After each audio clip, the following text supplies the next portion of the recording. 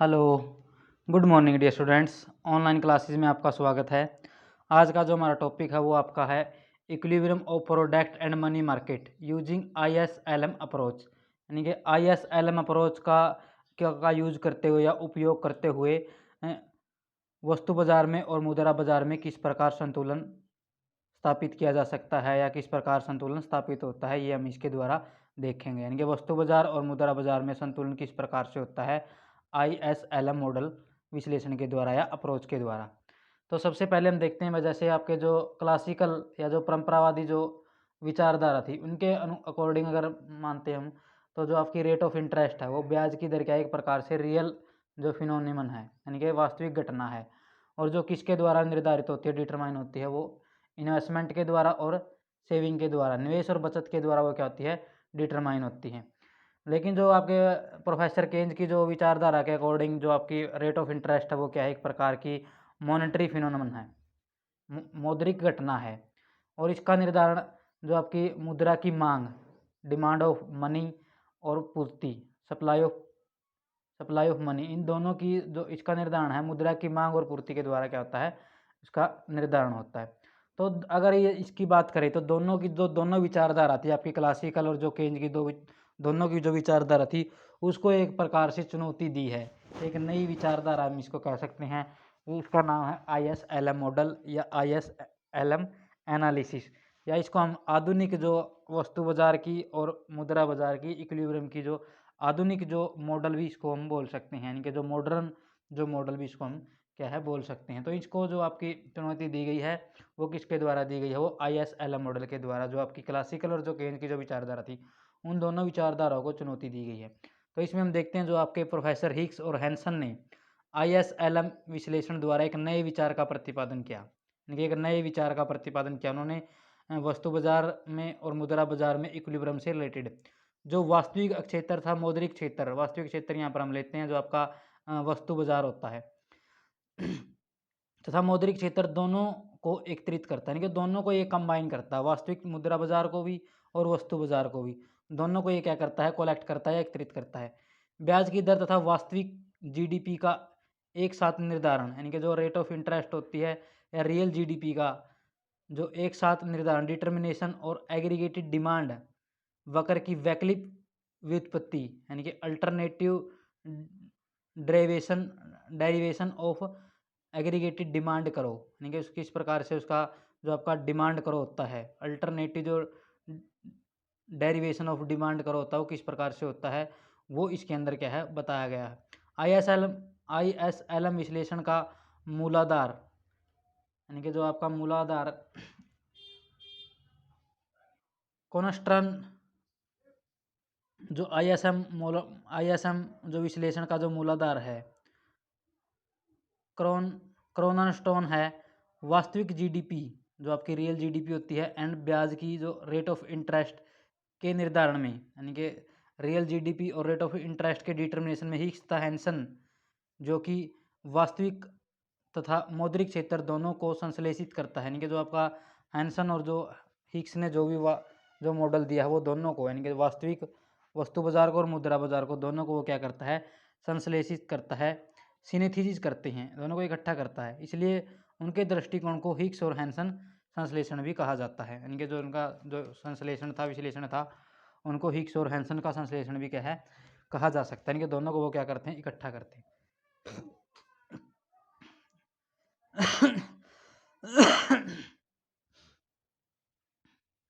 इस प्रकार से हम देखते हैं जो आपका IS और LM वक्र के संतुलन का अर्थ है मुद्रा की मांगता पूर्ति के बीच समानता, इनके जो ISLM मॉडल IS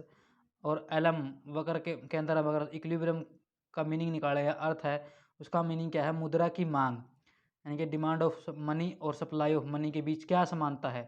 इनके दोनों के अंदर क्या सिमिलरिटीज है, एवं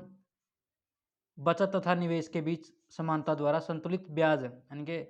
दोनों में समानता, यानी कि यहाँ पर जो आपकी बचत और सेविंग क्या है दोनों बराबर है, और मुद्रा की मांग और मुद्रा की पूर्ति दोनों बराबर है, यानी कि इसके द्वारा वो क्या करता है फिर आपके ब्याज की दर तथा वास्तविक GDP के संतुलन स्तर का निर्धारण करता है, यानी कि दोनों में जब समानता आ जाती है ब्याज की दर में, और ब्याज की दर जो बचत है और निवेश दोनों बराबर हो जाते हैं। मुद्रा की मांग और सप्लाई क्या होते हैं, दोनों बराबर हो जाते हैं। दोनों बराबर होने, दोनों में समानता आने से वो क्या करता है, ब्याज की दर तथा वास्तविक जीडीपी के संतुलन स्तर का क्या होता है, वहाँ पर निर्धारण होता है। ब्याज के निर्धारण का यह दृष्टिकोण ब्याज दर पर निर्धारण का आधुनिक सिद्धांत कहलाता है। यानी कि जो आपका ये ब्याज की दर पर ये जो ब्याज की दर का जो निर्धारण का जो ये दृष्टिकोण है, जो एनालिसिस है, ब्याज दर का निर्धारण का आधुनिक सिद्धांत क्या है, ये कहलाता है। अगर हम इस तो नेक्स्ट इसके अंदर हम देखते हैं जो आपका इसमें सबसे पहले हम देखते हैं IS करो एंड प्रोडक्ट मार्केट इक्विलिब्रियम। यानी कि दो बातें इसके अंदर है। जो आपका IS करो है वो तो आपका प्रोडक्ट मार्केट इक्विलिब्रियम से संबंधित है, वस्तु बाजार से रिलेटेड है। और जो आपका LM जो करो है वो आपका किससे है, मनी मार्केट से रिलेटेड है या मुद्रा बाजार से रिलेटेड है। तो इस प्रकार से सबसे पहले हम देखते हैं IS करो and product market equilibrium. IS करो के द्वारा किस प्रकार से वस्तु बाजार के अंदर क्या होता है, इक्विलिब्रियम होता है, वो इसके अंदर हम देखेंगे। सबसे पहले हम देखते हैं जो आपका IS वक्र ब्याज की दर और वास्तविक जीडीपी के उस संयोग को प्रकट करता है। यानी कि जो IS करो होता है वो ब्याज की दर, रेट ऑफ इंटरेस्ट और रियल जीडीपी के उस संयोग को प्रकट करता है, उस कॉम्बिनेशन को शो करता है जो जहाँ पर क्या होती है, सेविंग और इन्वेस्टमेंट क्या होती है, बराबर होती है। यानी कि जहाँ पर सेविंग और इन्वेस्टमेंट के बीच क्या पाई जाती है, समानता पाई जाती है। तो इसको ये क्या करता है, शो करता है। नेक्स्ट इसके अंदर हम देखते हैं IS वक्र। जो IS वक्र होता है वो IS फलन वस्तु बाजार संतुलन के का संकेत देता है। यानी कि जो IS जो वक्र होता है वो किसका होता है, IS वक्र कह लो या फिर IS फलन कह लो, वो क्या होता है, वस्तु बाजार संतुलन का क्या देता है, वो संकेत देता है। IS वक्र की व्युत्पत्ति या डेरिवेशन किस प्रकार से हो सकता है, इसमें 3 रिलेशन होते हैं। जिस प्रकार से हम देखते हैं भाई, इसकी जो भी हम IS वक्र किस प्रकार से व्युत्पत्ति की जाती है, किस प्रकार से डेरिवेशन किया जा सकता है, तो उसमें उसके संबंध में हम जो इसके रिलेशन में हम 3 जो वो है कॉम्बिनेशन देखेंगे या 3 रिलेशन देखते हैं। सबसे पहले इसके अंदर आता है आपका इन्वेस्टमेंट डिमांड फंक्शन, यानी कि निवेश मांग फलन। इन्वेस्टमेंट डिमांड फंक्शन, निवेश मांग फलन, वो क्या करता है, इन्वेस्टमेंट और रेट ऑफ जो आपकी इंटरेस्ट होती है उनके बीच के संबंध को वो क्या करता है, शो करता है। यानी कि जो आपका इन्वेस्टमेंट और रेट ऑफ इंटरेस्ट के बीच के संबंध को शो करता है आपका निवेश मांग फलन। नेक्स्ट इसके अंदर हम लेते हैं आपका निवेश व्यय में परिवर्तन किस प्रकार, जो जिस प्रकार हम देखते हैं जो निवेश व्यय में परिवर्तन होने से वो किस प्रकार समग्र व्यय यानी कि एग्रीगेटेड एक्सपेंडिचर और जीडीपी के स्तर को प्रभावित करता है जब रेट ऑफ इंटरेस्ट में परिवर्तन होता है। यानी कि किस प्रकार से, सेकंड इसके अंदर हम देखते हैं भाई जब इन्वेस्टमेंट एक्सपेंडिचर में परिवर्तन किस प्रकार से एग्रीगेटेड जो आपका एक्सपेंडिचर होता है, समग्र व्यय होता है, और जीडीपी के स्तर को वो किस प्रकार से प्रभावित करता है जब रेट ऑफ इंटरेस्ट में क्या होता है, परिवर्तन होता है। थर्ड इसके अंदर हम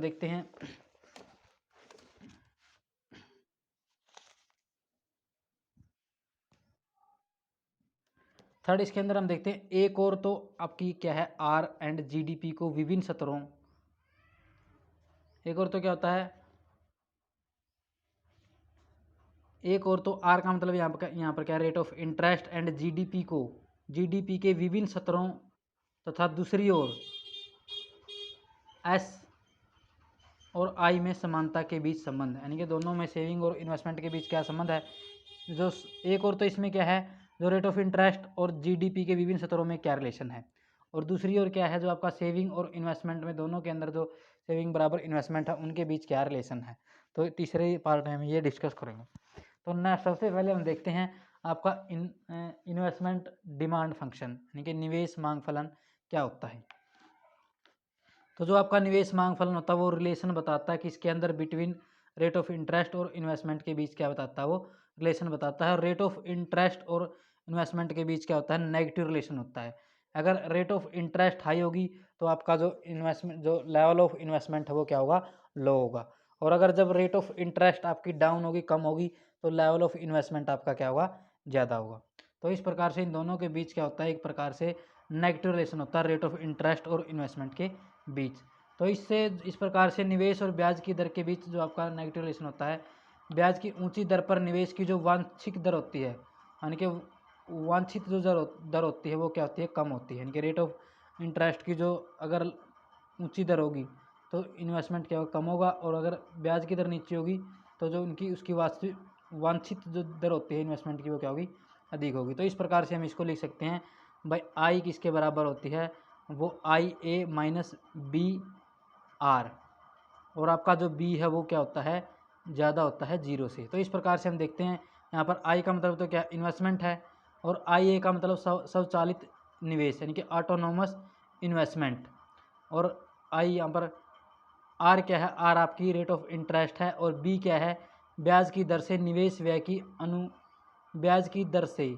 निवेश व्यय की अनुक्रियाशीलता, यानी कि ये जो आपका बी किसको शो करता है, ये क्या करता है, ब्याज की दर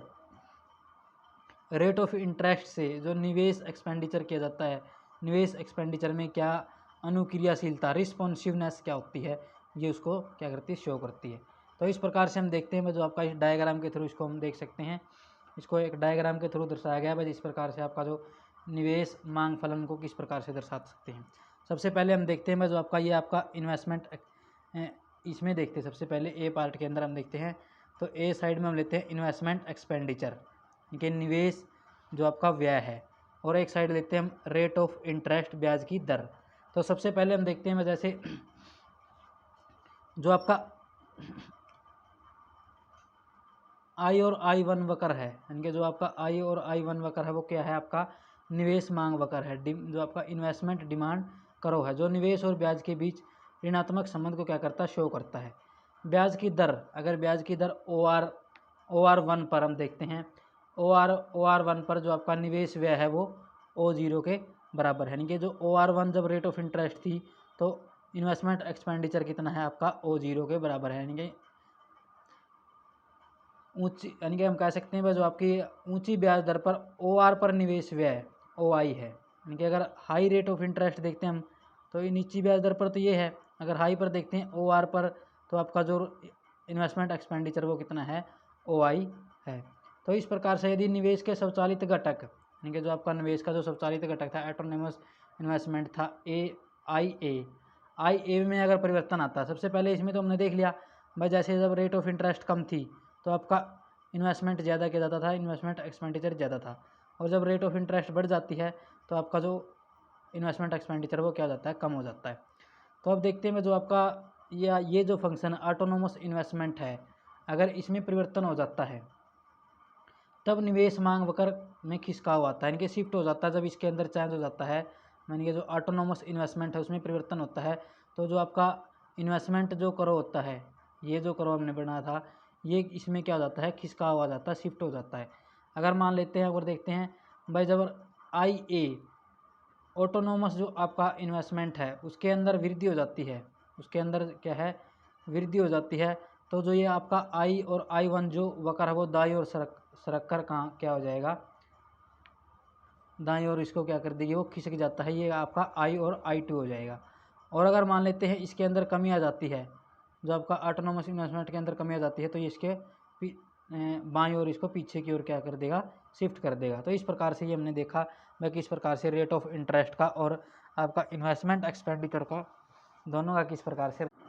नेक्स्ट इसमें हम देखते हैं जब आर यानी कि रेट ऑफ इंटरेस्ट में परिवर्तन होता है तब कैसे जो आपका निवेश है, इन्वेस्टमेंट है, एग्रीगेटेड एक्सपेंडिचर समग्र व्यय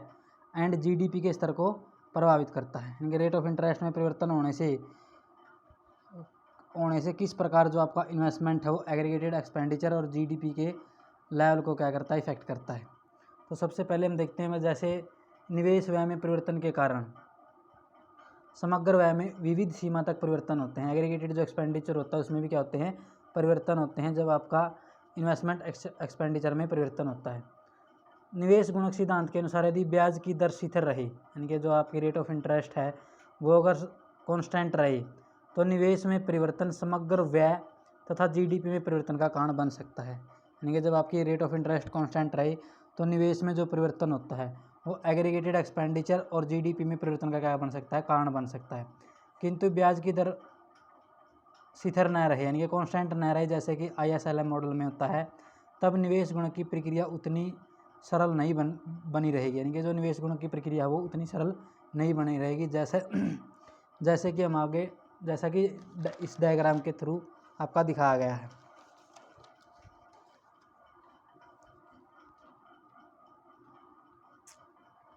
जैसे कि डायग्राम के थ्रू दिखाया गया है। ये डायग्राम में बताया गया है कैसे जो ब्याज की दर यानी कि रेट ऑफ इंटरेस्ट में परिवर्तन जो आपका निवेश को प्रभावित करता है, यानी कि रेट ऑफ इंटरेस्ट में परिवर्तन होने से किस प्रकार जो आपका निवेश है वो इफेक्ट होता है, प्रभावित होता है। या फिर हम इसको कह सकते हैं भी जो आपका एग्रीगेटेड एक्सपेंडिचर और जीडीपी के स्तर को किस प्रकार से प्रभावित करती है आपकी रेट ऑफ इंटरेस्ट। इस प्रकार से हम देखते हैं भी चित्र के ए और बी भाग में ब्याज की दर में परिवर्तन के साथ, इनके दोनों में ब्याज की दर में परिवर्तन के साथ संतुलित वास्तविक जीडीपी तथा निवेश व्यय के संबंध को प्रकट किया गया है। इनके दोनों जो चित्र होते हैं ए और बी, दोनों में दिखाया गया है किस प्रकार से रेट ऑफ इंटरेस्ट में परिवर्तन होने से जो आपकी जीडीपी है और जो आपका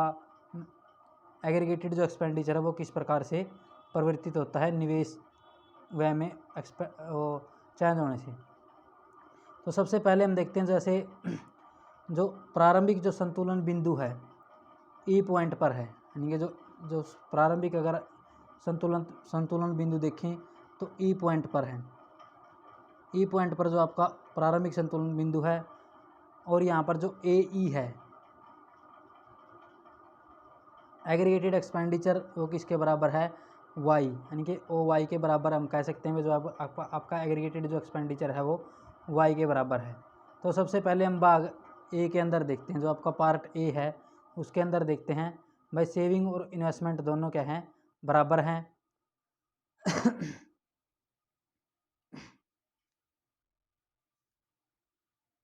दोनों यहाँ पर क्या है, बराबर हैं। और भाग बी के अंदर भी ई पॉइंट पर जो आपका सेविंग और इन्वेस्टमेंट है, यानी कि ये जो आपका एस है वो क्या है, सेविंग करो है, और जो आपका आई है ये क्या है, इन्वेस्टमेंट करो है। तो ये दोनों क्या है, बराबर हैं। तो पार्ट बी में हम देखते हैं निवेश व्यय में, निवेश जो व्यय होता है पार्ट बी के अंदर हम देखते हैं जो निवेश व्यय है, इन्वेस्टमेंट एक्सपेंडिचर है आई के अंदर हम देखते हैं जो इंक्रीज होने से जो आपका इन्वेस्टमेंट एक्सपेंडिचर है वो इंक्रीज होने से वो क्या हो जाता है, I1 और I1 हो जाता है। तो भाग ए में अगर हम देखते हैं तो जो आपका एग्रीगेटेड जो एक्सपेंडिचर जो करो है वो इसे शिफ्ट होकर ए से शिफ्ट होकर क्या हो जाता है, AE1 हो जाता है। तो इसके अनुसार जो नया जो संतुलित जीडीपी का जो संतुलन स्तर होगा वो क्या हो जाता है, आपका OY1 हो जाता है। तो इस प्रकार से यहाँ पर देखते हैं AE को हम लिख सकते हैं, AE किसके बराबर है, यहाँ पर जो आपका AE बराबर इसको हम Y भी लिख सकते हैं, और या फिर हम इसको ऐसे लिख सकते हैं भाई S बराबर I1 यानी कि जो सप्लाई जो आपका जो S किसके बराबर है, यहाँ पर आपका जो I1 और I1 के बराबर है। परंतु जीडीपी स्तर में वृद्धि मुद्रा की मांग में वृद्धि करती है, यानी कि अगर जीडीपी स्तर में अगर लेवल ऑफ जीडीपी के अंदर इंक्रीज होगा तो उससे क्या होगा, मुद्रा की मांग में वृद्धि होगी। तो इस प्रकार से रेट ऑफ इंटरेस्ट में भी क्या होगी, वृद्धि होगी। यानी कि जो जीडीपी का लेवल बढ़ने से मुद्रा की मांग में वृद्धि होगी, और मुद्रा की मांग में वृद्धि होगी तो रेट ऑफ इंटरेस्ट में क्या होगी, वृद्धि होगी। तो ब्याज की दर में वृद्धि की स्थिति में अगर ब्याज की दर इंक्रीज हो जाती है, रेट ऑफ इंटरेस्ट बढ़ जाती है, तो जिससे क्या होगा, जो आपका इन्वेस्टमेंट एक्सपेंडिचर वो क्या हो जाएगा, कम हो जाएगा। यानी कि जब ये आपका इन्वेस्टमेंट एक्सपेंडिचर I1 से कम होकर ये कितना हो जाएगा, I2 हो जाता है। यानी कि ये इसको फिर यहाँ से अगर रेट ऑफ इंटरेस्ट इंक्रीज होती है तो आपका जो इन्वेस्टमेंट एक्सपेंडिचर वो क्या हो जाएगा, कम हो जाएगा, और ये पीछे की ओर क्या हो जाएगा, सरक जाएगा। तो इसके अनुसार भाग ए के अंदर अगर हम देखते हैं तो जो आपका रियल जो एग्रीगेटेड एक्सपेंडिचर है वो AE बढ़ने की बजाय वो भी क्या हो जाएगा, AE2 हो जाएगा, यानी कि कम हो जाएगा। और जो वास्तविक जो जीडीपी का लेवल है वो कितना हो जाएगा, OY2 हो जाएगा। ब्याज की ऊंची दर पर निवेश व्यय को कम, जो आपकी ब्याज की जो ऊंची दर होती है वो इन्वेस्टमेंट एक्सपेंडिचर को कम कर देती है, जो आगे समग्र व्यय को कम कर देती है। यदि ब्याज की दर गिरती है तो इसके विपरीत होगा, अपोजिट होगा। तो इस प्रकार से ब्याज की दर में परिवर्तन निवेश व्यय में परिवर्तन द्वारा वास्तविक जीडीपी को क्या करता है, वो प्रभावित करता है। यानी कि जो रेट ऑफ इंटरेस्ट है उनमें परिवर्तन वो क्या करता है, रियल जो जीडीपी होती है उसकी रेट को क्या करता है, वो इफेक्ट करता है। नेक्स्ट इसमें हम देखते हैं भाई किस प्रकार से, नेक्स्ट इसके अंदर हम देखते हैं एक और तो आपकी जो रेट ऑफ इंटरेस्ट है और जीडीपी के विभिन्न स्तरों पर, यानी कि जो देखते हैं रेट ऑफ इंटरेस्ट और जीडीपी के विभिन्न स्तरों के बारे में देखते हैं। और दूसरी ओर सेविंग और इन्वेस्टमेंट में समानता के संबंध को देखते हैं। आईएस जो वक्र है वो किस प्रकार से हम ड्राइव कर सकते हैं। तो इसमें नेक्स्ट के अंदर हम ये देखेंगे भाई, एक और तो आपकी rate of interest and GDP के विभिन्न स्तरों तथा दूसरी ओर आपका जो सेविंग और इन्वेस्टमेंट है उनके बीच क्या संबंध है, यानी कि उनकी समानता के बीच में क्या क्या संबंध है, उसको हम इसमें देखेंगे। नेक्स्ट के अंदर थर्ड पार्ट के अंदर इसमें देखेंगे भाई किस प्रकार से जो आपकी रेट ऑफ इंटरेस्ट और जीडीपी में समानता क्या संबंध है, उनमें रिलेशन क्या है, और आपका जो सेविंग और इन्वेस्टमेंट है उनमें क्या रिलेशन है दोनों के अंदर। तो हम देखते हैं जैसे भी भाई जो आपका रेट ऑफ इंटरेस्ट है तो उसके प्रत्येक स्तर के अनुरूप जीडीपी का संतुलित स्तर होता है, यानी कि equilibrium level rate of interest के अनुरूप ही होता है, जो बचत तथा निवेश के बीच उसी के अनुरूप समानता बताता है, यानी कि उसी के अनुरूप जो है सेविंग और इन्वेस्टमेंट के बीच समानता बताता है। इसको इस संबंध में निश्चित होना चाहिए कि रेट ऑफ इंटरेस्ट के ऊंचे स्तर का अर्थ है जीडीपी का निम्न स्तर, यानी कि अगर आपकी रेट ऑफ इंटरेस्ट हाई होगी तो आपका जो जीडीपी का लेवल होगा वो क्या होगा, लो होगा। और उसके अनुरूप जो आपकी सेविंग और इन्वेस्टमेंट के बीच क्या होनी जरूरी है, आपका समानता दोनों बराबर होने चाहिए। सेविंग किसके बराबर होना चाहिए, आपके इन्वेस्टमेंट के बराबर होना चाहिए। जिस प्रकार से हम डायग्राम के अंदर भी देख सकते हैं भाई, जो आपका ये डायग्राम है इसमें दर्शाया गया है, ये आपका जो आपका ए करो है ये आपका एग्रीगेटेड एक्सपेंडिचर है। ए का मतलब ये भी आपका एग्रीगेटेड एक्सपेंडिचर, या आपका जीडीपी का लेवल है वाई, हम इसको जीडीपी बोल सकते हैं। OI एक्सिस पर हम वही रेट ऑफ इंटरेस्ट लेते हैं, रियल जीडीपी लेते हैं, यहाँ पर भी रियल जीडीपी और रेट ऑफ इंटरेस्ट लेते हैं। सबसे पहले हम इसके अंदर देखते हैं जब आपका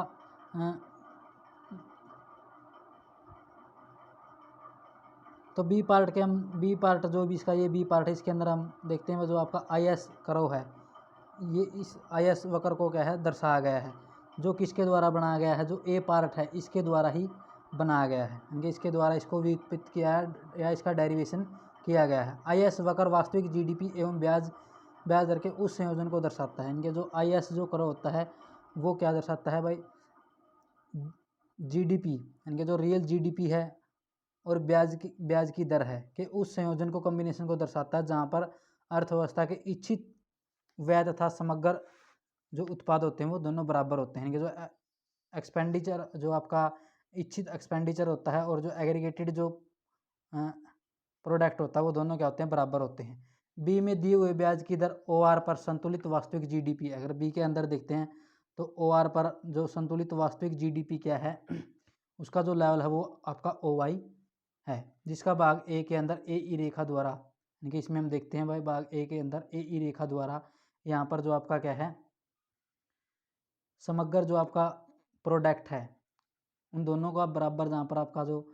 इनकम और जहाँ पर आपका एग्रीगेटेड जो एक्सपेंडिचर दोनों बराबर होंगे, इक्विलिब्रियम होगा, उसके द्वारा यहाँ पर OR पर जो इनकम होगी वो OY होगी। वास्तविक जीडीपी एवं ब्याज की दर के संयोजन को भाग बी के द्वारा ए बिंदु, यानी कि जो ए पॉइंट है इन दोनों का जो रियल जीडीपी है और जो रेट ऑफ इंटरेस्ट का जो कॉम्बिनेशन है उसको ए पॉइंट के द्वारा शो किया गया है। इसी प्रकार बी बिंदु पर अगर बी बिंदु पर हम देखते हैं भाई जो आपका लेवल ऑफ जीडीपी है वो OY1 को शो किया गया है और सी पॉइंट पर OY2 को क्या है शो किया गया है। वास्तविक जीडीपी में ब्याज की दर के सभी संयोजन बिंदु, यानी कि जितने भी जो आपके संयोजन बिंदु है A, B और C तीनों को जोड़ने से हमें जो कर्व मिलेगा उसको हम क्या कहते हैं, IS कर्व बोलते हैं। IS वक्र पर स्थित प्रत्येक बिंदु वस्तु बाजार में संतुलन को दर्शाता है, यानी कि जो इस पर कोई भी जो आपका एवरेज जो पॉइंट होगा वो क्या होगा, प्रोडक्ट मार्केट के अंदर इक्विलिब्रियम को शो करता है। जो बिंदु IS वक्र के बाईं ओर स्थित है, यानी कि जो बिंदु IS वक्र के बाईं ओर स्थित है वे वस्तु बाजार में असंतुलन को प्रकट करते हैं, यानी कि जो बाईं ओर स्थित है, मान लेते हैं यहाँ पर ये आपका N है, ये भी क्या है और जो M है, बाईं और दाईं ओर जो भी दोनों बिंदु है वो क्या है डिसइक्विलिब्रियम को क्या करते हैं, आपका प्रोडक्ट मार्केट के अंदर डिसइक्विलिब्रियम को शो करते हैं। यदि हम M बिंदु को लें, अगर हम M बिंदु को लें तो IS वक्र के दाईं ओर है, इस बिंदु से ज्ञात होता है कि भाग ए में ए के अंदर ए ई तथा वाई के बीच असंतुलन है, यानी कि इस पॉइंट पर लें तो भाग ए के अंदर देखते हैं भाई जो आपका ए ई जो आपका एग्रीगेटेड जो एक्सपेंडिचर है और जो इनकम है उसके अंदर क्या है डिसइक्विलिब्रियम है, अर्थात समग्र उत्पाद समग्र व्यय से क्या है यहाँ पर अधिक है, अथवा बचत निवेश से क्या है अधिक है। इसी प्रकार अगर बाईं ओर की बात करें, इसकी एन पॉइंट की बात करें तो आपका जीडीपी और ब्याज के उस संयोग का संकेत देता है जहाँ पर आपका एग्रीगेटेड एक्सपेंडिचर एग्रीगेटेड जो आपका इनकम है उससे क्या है अधिक है। तो इस प्रकार से ये इसके अंदर आता है। नेक्स्ट इसके अंदर आप देख सकते हैं भाई किस प्रकार से जो आपका IS